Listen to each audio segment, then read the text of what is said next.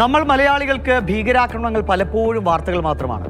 കോയമ്പത്തൂരിലെയും മുംബൈയിലെയും ഒക്കെ ഭീകരാക്രമണങ്ങൾ നമ്മളിൽ ആശങ്ക നിറച്ചപ്പോഴും ഇതൊന്നും നമ്മുടെ നാട്ടിൽ സംഭവിക്കില്ല എന്നൊരു ധൈര്യം നമുക്കുണ്ടായിരുന്നു. പക്ഷെ കശ്മീരിൽ നിന്ന് ചേതനയേറ്റ് മടങ്ങി വന്ന രാമചന്ദ്രന്റെ ദുര്യോഗം ആ വിശ്വാസത്തെയും തകർക്കുകയാണ്.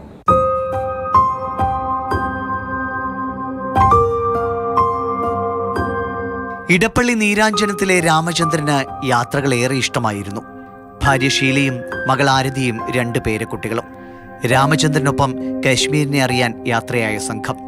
ഷീലയ്ക്ക് നല്ല സുഖമില്ലാത്തതിനാൽ ഹോട്ടലിന് മുന്നിൽ കാറിലിരുത്തിയ ശേഷമാണ് രാമചന്ദ്രനും മകളും പേരക്കുട്ടികളും ട്രക്കിങ്ങിനിറങ്ങിയത്.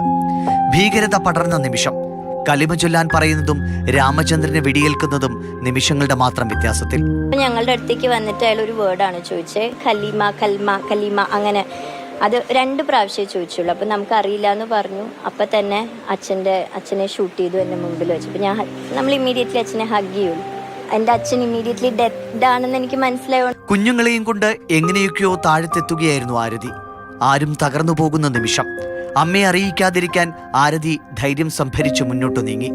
അപ്പോൾ കൂടെ നിന്ന കശ്മീരി യുവാക്കളെക്കുറിച്ച് ആരതി പറഞ്ഞ വാക്കുകൾ രാജ്യം മുഴുവനുമാണ് കേട്ടത്. എൻ്റെ കൂടെ ആ പാവം മുസാഫിർ എന്ന് പറഞ്ഞ driver, Kashmiri driver and another driver mister Sameer, അവർ 2 പേരും എന്നെ എൻ്റെ അനിയനും ചേട്ടനും കൊണ്ട് നടക്കണ പോലെ എന്നെ മോർച്ചറി കൊണ്ടുപോകാനും ഐഡൻറ്റിഫിക്കേഷനും രാത്രി 3 മണിവരെ ഞാൻ മോർച്ചറിയുടെ മുമ്പിലായിരുന്നു.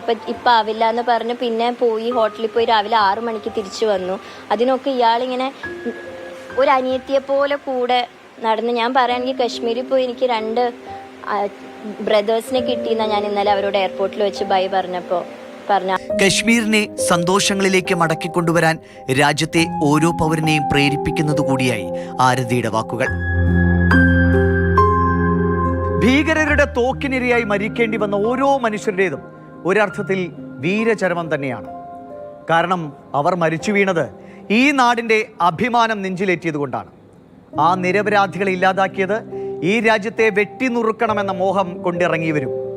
ആ വിഷവിത്തുകളോട് നമ്മൾ വ്യക്തമാക്കി കഴിഞ്ഞു, ഒരു ഭാരതീയന്റെയും ജീവത്യാഗം വെറുതെയാകില്ലെന്ന്.